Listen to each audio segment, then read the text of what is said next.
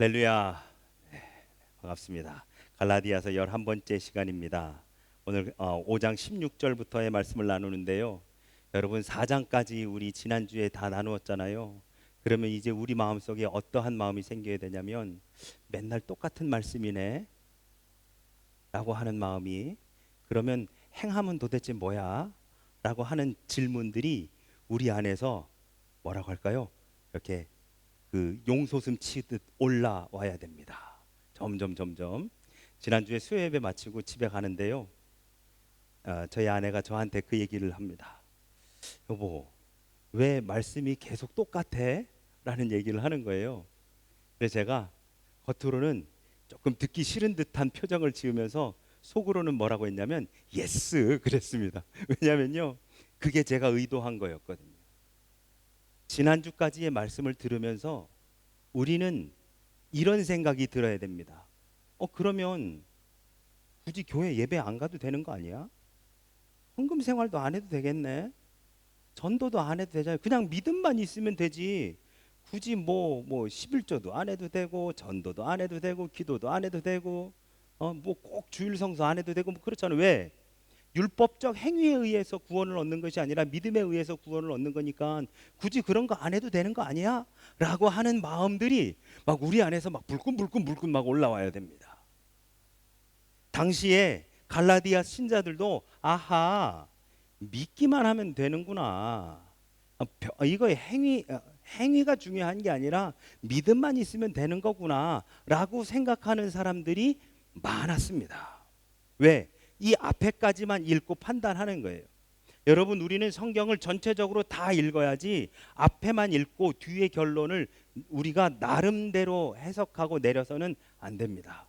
끝까지 다 읽고 결국에 그 성경의 저자가 우리에게 무슨 말씀을 하고자 하시는지를 우리가 이해해야 되는데요. 갈라디아서를 4장까지만 읽으면 그러면 교회 안 가 라고 하는 사람이 생길 수 있어요. 나 11조 생활 안 해 라고 하는 사람이 있을 수 있어요. 그런데 얼핏 보면 복음이라고 하는 것이, 이 믿음이라고 하는 것이 소위 거룩한 삶을 살고자 하는 사람들에게 있어서 마저 뭐라고 할까요? 이렇게 살려고 하는 의욕마저 꺾어버리는 듯한 느낌을 지울 수가 없습니다. 갈라디아서 4장까지 읽으면요. 그래서 아주 오랜 세월 동안 복음 교회들은 복음의 근본적인 주장을 완화해야 된다. 그래서 믿음과 행위가 조화를 이루어야 된다라고 그렇게 이야기를 합니다. 갈라디아서 4장까지는요. 그런데 이제 우리가 갈라디아서 5장을 나누면서 드디어 이것이 연결되고, 그리고 드디어 이 궁금증에 대한 말씀을 사도 바울이 우리한테 해주게 되어집니다. 자, 아까도 말씀드렸듯이 그럼 행함은? 이라고 하는 질문이 우리 안에서 꿈틀거립니다. 근데 여러분, 일반적인 종교에서는요, 어떤 일이 있냐면 도덕적인 행위를 독려하기 위해 두려움이라고 하는 마음을 그 사람들의 마음에 줍니다. 이를테면 저도요, 저희 딸한테요, 너 그거 안 하면 텔레비전 못 보게 한다 라고 해요. 너 그거 안 하면 TV 안 봐. 너 그거 안 하면 아빠랑 같이 못 나가. 그거 해야 돼 라고 하는 이야기를 해요. 그러면 쪼르륵 가가지고 그게 뭐 숙제가 됐든 책을 읽는 게 됐든 뭐가 됐든 가가지고 하게 만들지요. 그 하게 만들기 위해 뭐 해요? 소위 협박합니다. 그거 안 하면, 네가 그거 이런 거 하지 않으면 네가 원하는 거를 할 수 없어 라고 그런 식으로 이야기합니다. 그런데 여러분, 오늘 바울은 갈라디아서에서 기독교의 복음은 그렇게 반협박처럼 소위 종교적인 행위와 삶을 살도록 하기 위한 반대급부로 두려움에 호소하거나 소위 너 그거 안 하면 이거 안 해줘 라고 하는 식의 협박을 하는 것이 아니라 복음에 기반해서 이제 그 삶이 어떻게 드러나는지를 5장에서 우리에게 고스란히 말씀해 주고 있는 것이 5장의 말씀입니다. 그러면서 성령과 육체와 성령을 비교하면서 오늘 본문 5장에서 말씀하고 있습니다. 여러분, 우리는 이 육체라고 하는 것, 이따가도 말씀드리겠지만 헬라어로 사륵스라고 하거든요. 이 사륵스라고 하는 말을 우리는 흔히 성령과 반대되는 개념으로, 하나님과 반대되는 개념으로, 선과 반대되는 개념으로 이 육체를 이야기합니다. 그래서 육신의 뜻을 따르거나 아니면 육체의 소욕, 오늘 본문에 나오는 것처럼 육체의 소욕을 따른다라고 하는 이런 표현들이 성경에 아주 많이 나옵니다. 이 육체라고 하는 표현을 성경에서는 바로 이 죄악된 본성을 이라고 하는 뜻으로 많이 사용을 하는데요. 오늘 16절의 말씀을 보니까 이렇게 되어 있습니다. 내가 이르노니 너희는 성령을 따라 행하라. 그리하면 육체의 욕심을 이루지 아니하리라 하고 말씀합니다. 그렇죠? 화면 넘겨주셔요.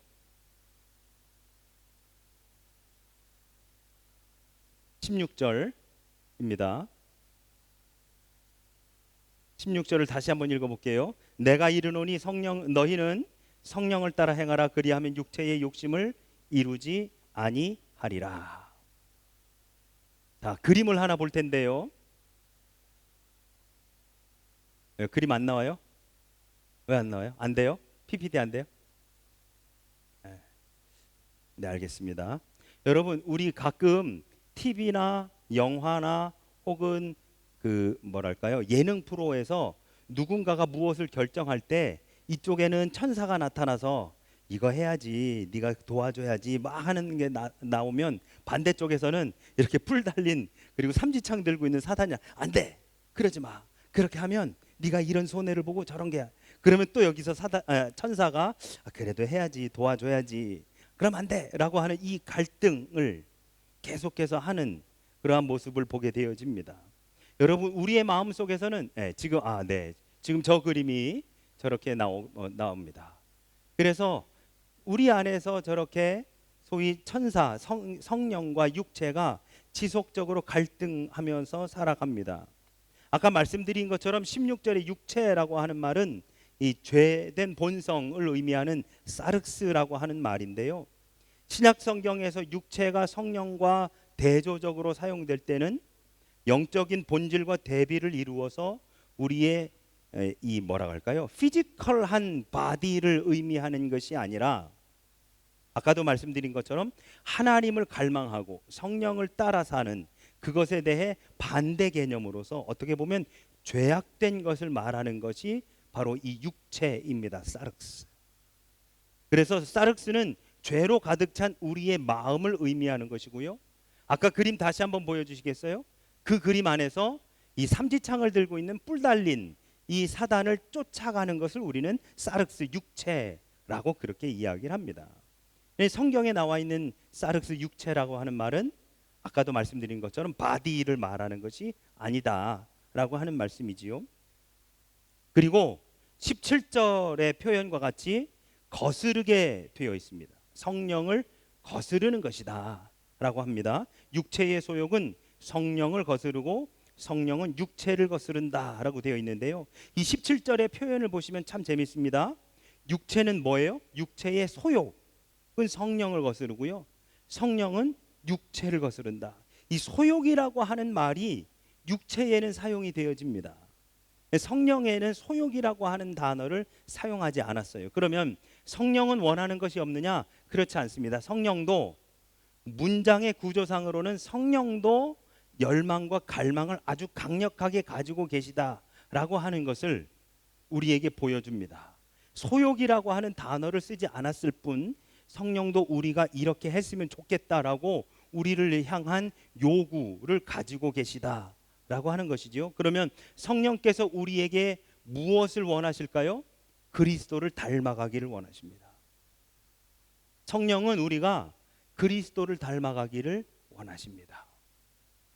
그래서 사륵스는 우리 안에서 우리가 스스로 구주가 되어서 자기의 의의를 드러내고 내가 율법적인 행위를 함으로 인해서 내가 나의 구주가 되기를 원하는 것이 소위 사륵스, 이 육체의 소욕이 되어지는 것이고요.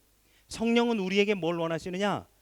내가 구주가 아니라 예수 그리스도께서 내 구주가 되셔서 나를 인도하시고 구원해 주신다라고 하는 그 믿음을 가지고 나아가기를 성령은 우리에게 요구한다라고 하는 것이죠. 이해가 되시죠? 성령께서 우리에게 요구하시는 것과 우리의 육체의 소욕이 그렇게 완전히 다릅니다. 육체의 소욕은 내가 구주가 되는 거예요. 내가 의로워지는 거고, 내가 그거 했다라고 자랑하는 거예요. 내가 이것도 하고 저것도 하고 뭣도 하고 뭣도 하고 뭣도 하고. 그러나 성령은 이 모든 것을 다 내려놓고 주님만을 따르기를 원하시는 것이 바로 성령이시다. 자, 이제 20절과 21절에서 육체가 어떤 관계를 망치는지를 8가지 단어로 말하고 있습니다. 20절과 21절입니다. 이 중에서 넷은 파괴적인 행위입니다. 첫 번째 분쟁, 에리세이아라고 하는 분쟁. 두 번째는 시기, 푸소노이. 세 번째 투기, 젤로스. 네 번째 원수 맺는 것, 에키사라이. 이 4가지입니다. 4가지. 분쟁, 시기, 투기, 원수 맺는 것. 이게 언제 일어난다고요? 우리가 육체의 소욕을 따라갈 때요. 내가 종교적인 율법적 행위로서 나아갈 때 이 4가지가 생겨납니다. 분쟁, 시기, 투기, 원수 맺는 것. 이게 어디에서 생겨날까요, 여러분? 교회 안에서, 교회 공동체 안에서 이러한 일들이 아주 쉽게 생겨납니다. 아주 쉽게 생겨납니다. 흔히들 교회 가면 은혜로울 거라고 생각하시죠? 흔히들 교회 가면 모든 사람들이, 예수 믿는 사람들이 반겨주고 서로 사랑하고 하는 공동체 천만에요, 여러분. 교회는 어떤 공동체냐? 죄인들이 드글드글한 공동체가 교회입니다. 그런데 여러분, 교회와 교회 밖이 어떻게 다르냐? 교회 밖도 죄인들이 드글드글해요. 교회 안은요, 교회 안도 죄인들이 드글드글합니다. 그러면 교회 안과 교회 밖이 뭐가 다르냐? 교회 밖은 자기들이 죄인이라는 걸 모르는 사람들이 드글드글하고요, 교회 안은 내가 죄인이라는 것을 아는 사람들이 많은 거예요. 마치 병원과 병원 밖과 똑같은 거예요. 병원 안에 있는 사람들은 자신들이 질병에 걸렸다라고 하는 것을 아는 사람들이고요, 병원 밖은요, 내가 질병에 걸렸다는 것을 모르는 병자들이 가득한 곳이 병원 밖입니다. 지금 우리 아무렇지도 않은 것 같지요? 지금 가가지고 아주 정밀 진단 받으면 모든 사람들이 최소 2주는 나올걸요, 아마. 무슨 얘기인지 아시죠? 그러한 사람들이 병원 안과 병원 밖, 교회 안과 교회 밖이 그렇게 차이가 납니다. 분쟁, 시기, 투기, 원수 맺는 것, 교회 안에서 이루어지는 거예요. 왜요? 내가 의롭다라고 자기 의를 드러내기 때문에요. 그 뒤에 나오는 4가지는 지금 이 4가지의 태도들이 관계에서 빚는 결과들입니다. 분열함, 분냄, 당짓는 것, 이단. 이것이 그것들에 대한 결과로 나타납니다. 즉 분쟁의 결과가 분열로 나타나고, 시기의 결과가 분냄으로 나타나고, 투기의 결과가 당짓는 것으로 나타나고, 원수 맺는 것의 결과가 이단으로 나타난다라고 하는 것이지요. 그래서 20절과 21절의 말씀을 하나씩 각각 떼어서 보면 매칭이 되어집니다.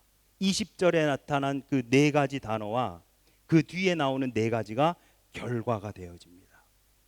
그리고 마지막 2개 단어가 뭐냐면 술 취함과 방탕함이 나오는데요, 이 2개가 또 연결이 되어 있습니다. 방탕함은 술 취함의 결과가 되어지는 거예요. 그래서 20절과 21절에 나오는 이 육체의 소욕에 대한 이 단어들은 결국 앞에 것이 뒤에 것의 결과가 되어진다라고 하는 말씀이지요. 바울은 21절에서 이런 일을 하는 자들은 하나님의 나라를 유업으로 받지 못할 것이라고 엄중하게 경고하고 있습니다. 이것은 가끔 저지르는 잘못들이 아니라 습관적인 행동을 말합니다. 다시 한번 말씀드리지만 분쟁과 시기, 투기, 원수 맺는 것, 분열, 분냄, 당짓고, 이단, 술 취함과 방탕함, 어쩌다 한번 할 수 있어요. 그런데 지금 이 갈라디아서 5장에 나와 있는 이 말씀들은 전부 다 늘상 하는 것들을, 늘상 그렇게 행하는 사람들을 의미하는 건데요, 이렇게 습관적으로 이러한 행동을 하는, 습관적으로 육체의 소욕을 따르겠는 바로 이러한 것들을 사회에서는 뭐라고 하느냐? 중독이라고 합니다. 중독. 여러분, 알코올 중독자는요, 자기가 알코올에 중독돼 있는지 몰라요. 그냥 술을 즐긴다라고 생각하지 자기가 알코올에 중독돼 있다라고 생각하지 않습니다. 도박 중독자는요, 자기는 스스로를 컨트롤할 수 있다고 이야기합니다. 그런데 결국에는 자기가 스스로를 컨트롤하지 못해요. 게임 중독이요, 더 심각하지요. 자기가 게임 중독에 빠져 있다고 전혀 생각하지 못합니다. 여러분, 육체의 소욕으로 사는 사람은 자기가 율법으로 살고 있다는 것을 알지 못합니다. 그렇기 때문에 그것이 바로 죄에 대한 중독인 거예요. 그리고 그 중독인 사람들은 점점 그 행위에 대해서 무뎌져 갑니다. 그리고 그 행위가 맞다, 의롭다라고 그렇게 생각을 하고요, 그것을 함으로 인해서 자신의 존재의 가치를 다시 한번 깨닫게 되어지는 사람들이죠. 그래서 그 행동이 계속해서 반복되어집니다. 그리고 이제 18절에서 말씀처럼 성령의 인도하시는 바가 됨으로써 우리가 원하는 사람으로 변할 수 있고 변함을 입을 수 있게 된다라고 하는 것을 우리가 보게 되지요. 여러분, 우리가 갈라디아서의 말씀을 나누면 특히 우리가 성령의 9가지 열매에 대한 이야기를 늘 합니다. 곧 있으면 이제 잠시 후에 제가 그 이야기를 할 건데요, 이 9가지 성령의 열매에 대한 이야기를 할 때에 우리는 반드시 먼저 이야기해야 되는 게 있어요. 뭐냐면, 여러분, 성령의 9가지 열매는 결국 우리 그리스도인들이, 예수를 믿은 사람들이 성품이 변화되어지는 것을 말하는 거예요. 어쩌다가 내가 그렇게 행하는 것이 아니라 내 성품이 변화되어서 성령의 9가지 열매를 맺는 겁니다. 아까 말씀드린 것처럼 육체의 소욕이 중독이 되어서 나도 모르게 그 행위를 하고 있는 것처럼 성령의 9가지 열매도 내가 의도해서 그 행위를 하는 것이 아니라 그 안에 내가 소위 중독이라는 단어를 제가 다시 한번 쓴다면 그 성령의 인도하시는 바에 중독되어서 우리가 그 성품이 온전히 변화된 삶을 살아가게 된다라고 하는 것이지요. 자, 성령께서 일하시는 방법, 성령께서 우리의 성품을 변화시키는 방법이 4가지를 볼 수 있습니다. 첫 번째로는 그리스도인의 성장은, 그리스도인의 변화는, 성품이 변화되는 것은 마치 꽃이나 식물이 자라는 것처럼 점진적이다라고 하는 겁니다. 꽃이 피는 거 본 적 있어요? 본 적 없어요? 제가 뭘 물어보는지 잘 모르겠죠. 이게 있다고 얘기해야 되는지 없다고 얘기해야 되는지. 꽃이 피는 걸 본 적이 있어요? 꽃이 점점 피는 것을 가만히 지켜보면 볼 수 있어요? 없어요. 몽우리가 맺었네? 그리고 다음 날 와서 보면 조금 열려 있고, 그리고 또 다음 날 물 좀 주고 다음 날 와서 보면 조금 더 열려 있고, 그 다음 날 와서 보면은 조금 더 열려 있고. 이거를 광학 카메라나 이런 걸로 찍어 가지고 연속으로 돌리면 점점 펼쳐지는 장면을 볼 수는 있습니다만, 우리가 육안으로 꽃이 피는 것을 볼 수는 없어요. 열매가 맺어 가지고 점점 열매가 커지고 익는 것을 우리가 육안으로 볼 수 없어요. 식물이 자라 올라오는 것을 우리의 육안으로 확인할 수 없어요. 그 자라는 과정을요. 어느 날 갑자기 보면 이만큼 커져 있고, 어느 날 와서 보면 이만큼 커져 있고, 우리의 자녀들도 마찬가지지요. 어느 날 갑자기 보면 이만큼 자라 있고, 어느 날 와서 보면 이만큼 자라 있고, 그러나 여기에서 이만큼 자라 올라오는 과정을 우리의 육안으로 확인할 수 없어요. 마찬가지로 여러분, 성령께서 우리 안에 계셔서 우리가 성장하고 변화되어지는 것은 육안으로 확인되어지는 것이 아닙니다. 점진적으로 변화되어져 가는 것이다 라고 하는 말씀인 거지요. 어제까지 정말 육체의 소욕을 따라 살았었던 사람이 오늘 갑자기 성령을 체험했다고 해서 내일 느닷없이 새로운 사람이 되어지는 것이 아니라는 말씀이에요. 점진적으로 성령께서는 우리를 변화시켜 가시더라 라고 하는 겁니다. 두 번째로, 성령의 열매가 맺히는 것은 불가피한 일이다 라고 하는 겁니다. 제가 감리교신학대학교를 다닐 때 5호선 서대문역에서 내려가지고 이제 학교를 가는데요, 거기 계단에서 이렇게 한번 꺾어질 때 큰 광고판이 붙어 있었습니다. 거기 뭐라고 써 있었냐면, 계란으로 바위를 깰 수 있습니다 라고 써 있어요. 그래서 한 번은 제가 거기 서가지고 그 글을 쭉 읽는데요, 하는 말이 뭐냐면, 수천 개의 계란으로 바위에다가 계속 치면 그 계란의 성분들이 그 바위의 틈새로 스미고 들어가 시간이 흘러 그 안에서 부패돼서 점점 이 바위를 벌어지게 만들어서 바위를 깨뜨린다라고 하는 겁니다. 자기 안에 성령이 거하시는 사람들, 즉 그리스도인이라고 한다면 어느 날 우리는 지속적으로 성령과 교제하고 믿음 안에 살아가는 바로 그러한 삶을 통해서 어느 날 보면 바위가 깨져 있는,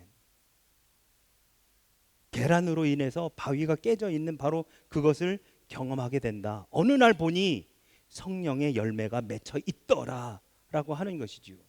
성령의 열매는 느닷없이 확 맺혀버리는 것이 아니라 어느 날 보니 맺혀져 있더라라고 하는 것입니다. 그 성령의 열매가 맺혀지기까지, 아니 그 바위가 깨지기까지 수만 개, 수십만 개의 계란을 그 바위에다가 집어 던지는 바로 그 지속적인 것이 있어야 된다. 그러면 결국에는 바위가 깨지게 된다라고 하는 말씀입니다. 세 번째, 성령의 열매는 내면적 뿌리에서부터 시작이 되어집니다. 여러분, 이렇게 말씀드려 볼게요. 나무에 사과가 맺혀 있습니다. 무슨 나무예요? 사과나무예요. 그러면 보세요.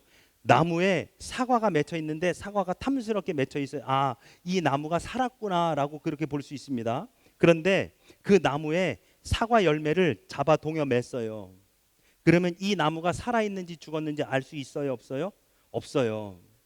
그렇죠? 동여 매면 그 나무가 살아있을 수도 있고 죽어 있을 수도 있어요. 열매를 보면서 나무가 살았는지 죽었는지는 확인할 수 없습니다. 열매를 보면 뭘 확인할 수 있어요? 이 나무의 종류는 알 수 있어요. 열매를 보면. 그런데 그 열매를 보았다고 해서 이 나무가 살았느냐 죽었느냐는 확인할 수 없습니다. 나무가 살았느냐 죽었느냐는 뭘로 확인할 수 있어요? 그 뿌리가 살아있느냐를 가지고 이 나무가 살았느냐 죽었느냐를 볼 수가 있는 겁니다. 여러분, 성령의 열매는 내면적인 뿌리에서부터 나오는 것입니다. 우리가 열매를 맺지 못했다고 해서 내 안에 성령이 안 계신 게 아니라는 거예요. 내가 열매를 맺지 못했다고 해서 내가 믿음 없다라고 이야기할 수 없다는 거예요. 내 안에 뿌리가 깊이 믿음 안에 뿌리 내리면 어느 날 내가 열매를 맺고 있더라라고 하는 것이죠. 그래서 그 열매가 맺히는 거, 결국 열매가 맺혀 있다라고 하는 행위적인 것으로 그 나무를 판단하는 것이 아니라 뿌리가 믿음 안에 깊이 내려 있느냐라고 하는 내재성을 가지고 그 나무의 생명력이 결정이 되는 것이다 라고 하는 겁니다. 네 번째로 그리스도인의 성장과 변화는 대칭적인 겁니다. 이제 우리 9가지 열매에 대한 이야기를 할 텐데요, 어느 한 가지 열매만 무성하게 자라나는 것이 아니라 그리스도인의 성장은 이 9가지 열매가 골고루 자라나게 되어 있다라고 하는 바로 그러한 말씀이 되어집니다. 여기에서 여러분, 열매들이 아니라 열매라고 하는 단어를 사용을 하는데요, 참 재미있습니다. 여러분, 오늘 말씀에서 보면 보시죠. 말씀 5장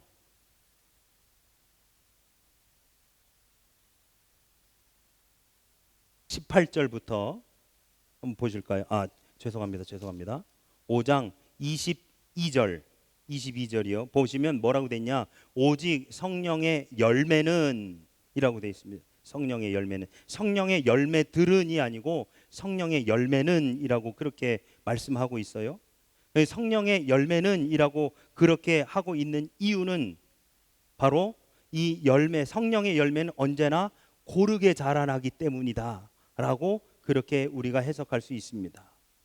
우리가 지금껏 나눴던 것처럼 믿음이 전제되지 않은 행동은 율법에 불과합니다. 나아가 행함이 없는 믿음은 절대로 성장할 수 없습니다. 그래서 우리는 이 행함과 믿음이 같이 가야 되는 것인데요, 자 보시죠. 우리는 늘 이 갈라디아서 5장에서 성령의 9가지 열매를 말하면서 이렇게 살아야 된다 라고 그렇게 이야기하는 경우가 너무너무 많습니다. 이렇게 살아야 되고 저렇게 살아야 되고. 그래서 이 말씀을 우리가 읽으면서 아이러니 할까요? 아니면 내가 어떻게 살아야 되지라고 하는 것들에 대해서 많이 고민하게 되는데요. 22절과 23절에 보면 오직 성령의 열매는 사랑과 희락과 화평과 오래 참음 자비 양선 충성 온유 절제. 그래서 어떤 목사님들이 이렇게 말씀해요. 사랑하며 살아야 됩니다. 기쁨 가지고 사셔야 됩니다. 예수님께서 우리를 구원하셨기 때문에 우리 안에는 기쁨이 있는 겁니다. 기쁨을 갖고 사셔야 됩니다. 여러분, 우리는 기쁨을 갖고 살아야 되는 것이 아닙니다. 오래 참으면서 살아야 되는 것이 아니고요. 이 9가지의 열매를 가지고 맺어가며 살아야 됩니다라고 하는 머스트가 절대로 아니라는 말씀입니다. 우리 크리스천은 이가와 같은 모습을 가지고 살아야 된다라고는 가르침을 우리는 여태까지 받으면서 살아왔는데, 그러나 이 9가지 성령의 열매는 이렇게 살아야 한다는 율법이 아니라 성령의 사람, 믿음의 사람이 맺게 되는 자연스러운 삶의 열매가 이 9가지가 된다라고 사도 바울은 우리에게 소개해 주고 있는 것입니다. 그 9가지가 무엇이냐? 사랑, 아가페, 희락, 카라, 화평, 에이레네, 인내, 마크로투미아, 자비, 크레스토레스, 양선. 양선이 여러분 진실함을 양선이라고 하는 거거든요. 진실함, 아가소스네, 충성은 용기를 말합니다. 용기, 피스티스, 온유, 온유는 겸손함이지요. 프라우타스, 절제, 에크라테이아. 이 9가지입니다. 9가지. 율법은 육체의 열매라고 한다면 이 9가지는 성령의 열매, 즉 믿음의 열매가 되어집니다. 여러분, 이렇게 말씀드려볼까요? 사과가 열매를 맺기 위해 노력할까요? 아니면 자연스럽게 뿌리에서부터 양분이 들어오면 그것이 줄기로 가지로 넘어가서 열매를 맺게 되는 것일까요? 그 어떤 나무도 열매를 맺기 위해 노력하는 나무는 없습니다. 자연스럽게 양분이 뿌리로부터 줄기를 타고 가지로 가면 그 양분이 열매를 맺게 되어 있는 거예요. 여러분, 이 9가지의 열매들은 우리가 그렇게 살기 위해 노력함으로 인해서 맺어지는 것이 아니라 우리가 복음 안에서 살아가는 바로 그 믿음의 삶을 살아가다 보면 우리 안에 자연스럽게 맺혀지는 거라고 하는 바로 그러한 말씀이지요. 그러면 이것을 어떻게 우리가 오늘날에서 표현할 수 있느냐? 아까 말씀드린 것처럼 성품의 변화가 되어집니다. 성품의 변화. 아주 자연스럽게 우리의 성품이 변화되어지는 거예요. 무엇으로? 예수 그리스도의 성품으로 변화되어져 가는 거예요. 그래서 지금 이 갈라디아서 5장에서 이야기하고 있는 이 9가지 성령의 열매는 결국 예수님의 성품이다 라고 하는 것이죠. 이 예수님의 성품을 닮아가기 위해서 노력하기 때문에 그것대로 살아가는 것이 아니라 믿음의 뿌리를 내리면, 복음의 뿌리를 내리면 우리 안에서 자연스럽게 이 믿음의 삶을 살아가게 되어지더라라고 하는 말씀입니다. 우리는 성령의 도우심으로 그리스도를 따라갑니다. 이럴 때 우리는 사르스적인 옛 본성을 죽이고 성령의 열매가 맺힐 공간을 마련하게 되는 것이지요. 결국 내 사르스, 내 육체의 소욕을 버리면 버릴수록 그 버려진 빈 공간이 성령으로 채워지는 겁니다. 믿음으로 채워지고 예수 그리스도의 성품으로 채워져 나가는 겁니다. 그 공간이 많으면 많을수록, 그 비어지는 공간이 많으면 많을수록 결국 성령으로 채워지고 믿음으로 채워져서 내 삶의 모습들이 하나씩 하나씩 아주 자연스럽게 변화되어져 가더라 라고 하는 것이 바로 이 갈라디아서 5장의 가르침이 되어지는 겁니다. 이렇게 사시다, 이렇게 살아갑시다, 살아봅시다가 아닙니다. 자연스럽게 믿음의 경륜이 깊어져 갈수록, 내가 성령 안에 살아갈수록 그러한 모습들이 내 안에서 자연스럽게 나오게 되더라라고 하는 바로 그러한 말씀이 되어지는 것이지요. 몇 주 전에 제가 한국에 잠깐 다녀오지 않았습니까? 그랬더니 이제 저희 형님도 미국에서 들어왔어요. 둘이 어떻게 이야기를 하다가 뭐를 둘이서 보고서는 이렇게 이야기하는 경우가 좀 생겼습니다. 그런데 죄송합니다. 제가 이게 지금 그 다초점이거든요. 근데 이것도 이렇게 좀 약간 멀리서 봐야지, 이 가까이서 작은 글씨를 보려면 안경을 벗고 봐야 돼요. 그래서 제가 안경을 벗고선 이렇게 봤더니 저희 형이 하는 얘기가 뭐냐면, 너도 그러냐? 나도 그래 라고 하면서 둘이 웃으면서 이야기를 했더랬습니다. 여러분, 우리 청년 여러분, 제가 여러분만 할 때도요, 이 작은 글씨가 안 보인다고 안경 벗는 저희 외삼촌이라든지 저희 아버지 어머니가 이해가 안 됐거든요. 근데 지금은 이 안경을 벗지 않으면 보이지가 않아요. 제 목양실에 와 보시면 제가 컴퓨터 할 때 쓰는 안경이 따로 있고, 책을 보거나 멀리 볼 때 쓰는 안경이 또 이게 따로 있고, 그래서 안경을 제가 두 개를 쓰거든요. 권사님도 그러시죠? 근데 여러분, 이게 억지로 그러는 게 아니거든요. 시간이 가면 자연스러운 현상이에요. 자연스러운 변화가 우리 안에서 일어나는 거거든요. 그렇게 하고 싶다고 해서 되어지는 것도 아니고요. 그렇게 하기 싫다고 해가지고 안 되는 것도 아니에요. 여러분, 우리가 믿음에 깊이 뿌리를 내리고 성령 안에서 우리가 양분을 받아 먹으면 내 안에서 자연스럽게 변화가 일어나는 겁니다. 이러한 9가지 사랑, 희락, 화평, 인내, 자비, 양선, 충성, 온유, 절제의 삶을 살아야지라고 결단해서 살려고 하다 보면 결국 뭐가 되느냐? 성령으로 시작해서 육체로 마치는 게 되어지는 겁니다. 그리고 그렇게 살아가면 뭐가 되느냐? 나 했어. 나 사랑하며 살았고, 기쁨 가운데 거했고, 내가 오늘도 자비를 베풀었고, 내가 오늘 오래 참았어 라고 하는 자기의만 드러나는 거예요. 그렇기 때문에 사도 바울은 철저하게 자기의를 부정하기 위해 율법적인 행위를 버리라고 계속해서 4장까지 말씀을 하는 겁니다. 그리고 그 율법적인 행위를 최대한 내가 버리고 믿음의 뿌리를 내리면 성령의 양분을 받은 우리들이 결국에는 이 9가지의 열매가 자연스럽게 맺혀 있는 것을 경험하게 된다라고 하는 말씀이 오늘 이 갈라디아서 5장의 말씀이 되어지는 겁니다. 사랑하는 여러분, 우리가 성령의 열매를 맺어간다는 것은 내가 성령 안에 거하고 있다는 반증이고, 내가 진정으로 변화되었다는 것을 말해주는 것이며, 내가 진짜 예수님을 믿고 따라가고 있다라고 하는 것을 증명해 주는 것입니다. 내가 예수 믿는 사람이라고 하는 건, 내가 정말 예수를 그리스도로 영접한 사람이라고 하는 건, 내가 그래서 그분의 자녀가 되었다라고 하는 것은 다른 것에서 나타나는 것이 아니라 아주 자연스럽게 나타나는 나의 성품의 변화, 이 9가지의 열매를 자연스럽게 맺으면서 살아가고 있는 나의 삶을 되짚어 보면서, 내가 정말 예수를 믿는 사람이었구나. 내가 정말 믿음에 서 있었었구나. 또한 다른 사람들이 우리를 보면서 정말 믿음에 서 있는 사람이구나라고 하는 것을 인정하게 되어진다는 사실입니다. 사랑하는 여러분, 자연스럽게 믿음에 깊이 뿌리를 내리고 내 의의를 다 버리고 오직 주님만을 바라보면서 나아가는 우리가 되었으면 좋겠습니다. 열매는 맺기 위해 노력하는 것이 아닙니다. 자연스럽게 주님을 따라가다 보면, 주님의 그 뒤를 따라가고 말씀 안에 거해 보면 결국에 어느 순간 그 열매를 맺어가고 있는 우리들의 삶을 보게 되어지는 것입니다.